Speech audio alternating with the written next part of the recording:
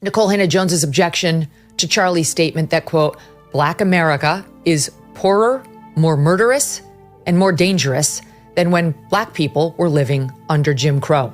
He said it in a room full of people on a show called Jubilee, where one conservative debates 25 liberal college students out in the open.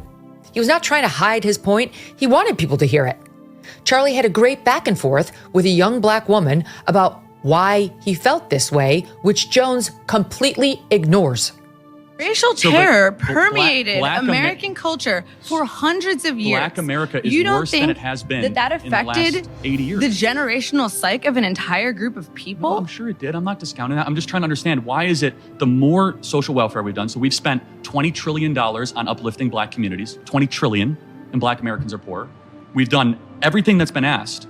You haven't done everything that's been asked, though. Great society, because what is being stamps, asked? Subsidized housing, Medicaid, public schooling, subsidized college. We're talking about $20 trillion that has been spent on the Great Society. And yet Black America is poorer, more murderous, more dangerous. So there's an explanation. There is an explanation. Let's get into it. The late Charlie Kirk mentioned the many government programs that were given to the Black family, as to say that because of these programs, Black families should no longer be struggling, should no longer be living in poverty, and have no excuse for being a broken family who is problematic today in society. But what he failed to mention is that for a single mother who needed welfare assistance, she had to kick her children's father out of the home. If she had a man in the house, she would be cut off of welfare. She might starve to death. And if you don't believe me, look at these videos. Welfare departments claim that they want to encourage marriage and thus get women off the welfare rolls. But the investigation of a woman's eligibility for ADC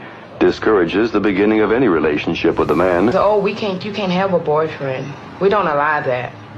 And I wanted to know why. And she said, because it doesn't look right, with the kids.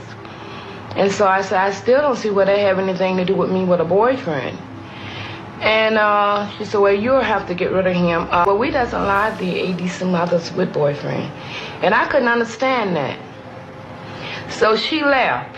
When she left, well, then she come back to tell me that my case was denied. This is what happened. She come back to tell me that they had denied me, that I could not get on the aid. Brenda is 19, unmarried, and she has just had a baby.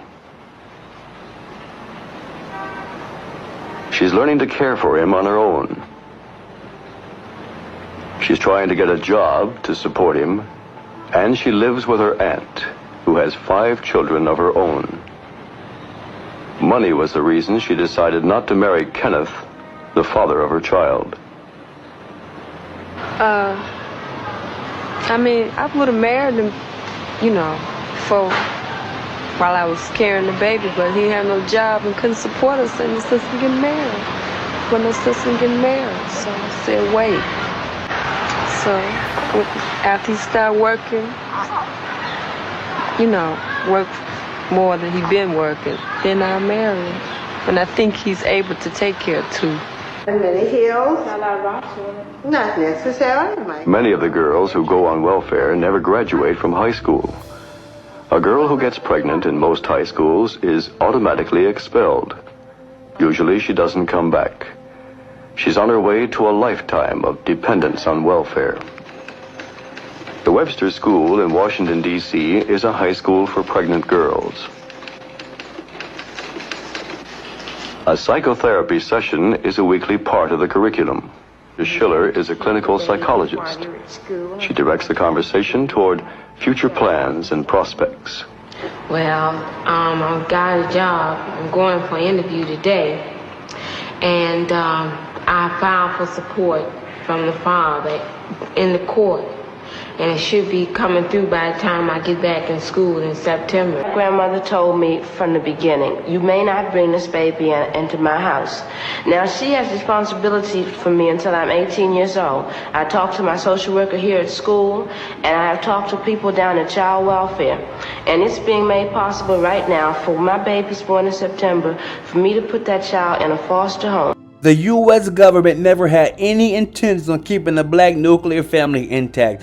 In fact, ever since we were on the plantation, the primary purpose of those who enslaved our ancestors, their purpose was to separate fathers away from their children, husbands away from their wives, wives away from their husband, and to keep the black family totally destroyed. Even more insidious yet, single mothers without enough financial resources or proper support for her children, she had one other alternative. They did offer these single black mothers the alternative, putting those children into foster homes. And what single mother would want a husband or marriage when she could dump her kids off into a foster home?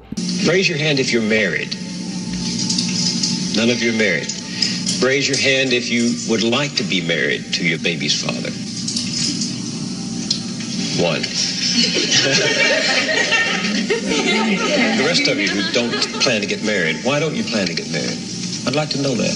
You already have your child to think about, and then a whole family to care for. You know, it's a lot of responsibility, and then you don't want the commitments. I wouldn't want no man holding me down because I think I can make it as a single parent. But don't you think you might need help in raising that baby from a man?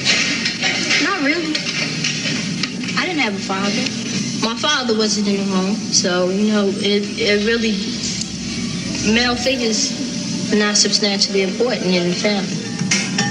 Well, there's your explanation. After normalizing the breaking of the black family structure unit in the USA, removing fathers from the homes, the masculine role, the fatherly role, is no longer significant to raising children. This is why the black family structure unit is still struggling today in the USA. Because of government welfare programs, removing fathers from homes, and feminism, black women have been sexually liberated and empowered to burn down the community. So, Caucasian peoples, have an honest conversation with yourselves. Y'all have never been oppressed in the USA. In fact, y'all benefit from the blood, sweat, and tears that black people offered up for y'all. And if you want to understand why the black family is in shambles today, look at the many governmental policies that have been targeted towards the black family. What's your definition of independence? I don't need no man. I raised 3 kids alone, get food stamps, and I'm on Section 8. Yeah, you don't need a man. You need a thank you letter to taxpayers.